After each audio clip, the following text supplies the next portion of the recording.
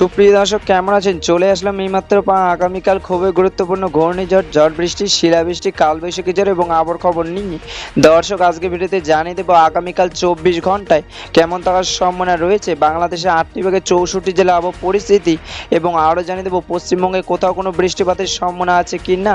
দর্শক, আপনি যদি আমাদের চ্যানেলে নতুন দর্শক হয়ে থাকেন তাহলে চ্যানেলটিকে সাবস্ক্রাইব করে পাশে থাকা বেল আইকনটি অন করে দিন।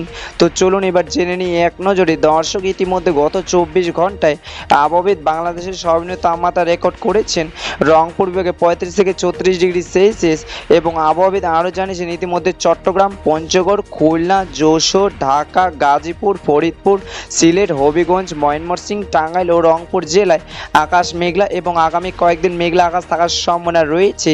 এবং পশ্চিমবঙ্গের আবহাওয়া দপ্তর সর্বনিম্ন তাপমাত্রা রেকর্ড করেছেন হলদিয়া, বর্ধমান এবং রায়গঞ্জে 34 থেকে 35 ডিগ্রি সেলসিয়াস, এবং পশ্চিমবঙ্গে হলদিয়া, খড়গপুর, কলকাতা, বীরভূম, পুরুলিয়া, বাঁকুড়া, রায়গঞ্জ কয়েকদিন মেঘলা আকাশ থাকার সম্ভাবনা রয়েছে।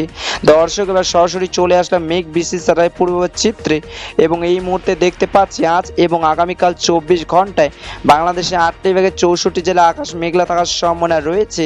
আপাতত 24 ঘন্টা রাজশাহী, খুলনা, বরিশাল, ঢাকা, ময়মনসিংহ, গাজীপুর, টাঙ্গাইল, সিলেট, চট্টগ্রামে হালকা মেঘ বৃষ্টি পড়ার সম্ভাবনা রয়েছে, এবং পশ্চিমবঙ্গে মুর্শিদাবাদ, বোলপুর, আসানসোল, খড়গপুর, বাঁকুড়া, কলকাতা, হলদিয়া হালকা বৃষ্টি পড়ার সম্ভাবনা রয়েছে। 6 মে 2026 বুধবারের খবর। ধন্যবাদ।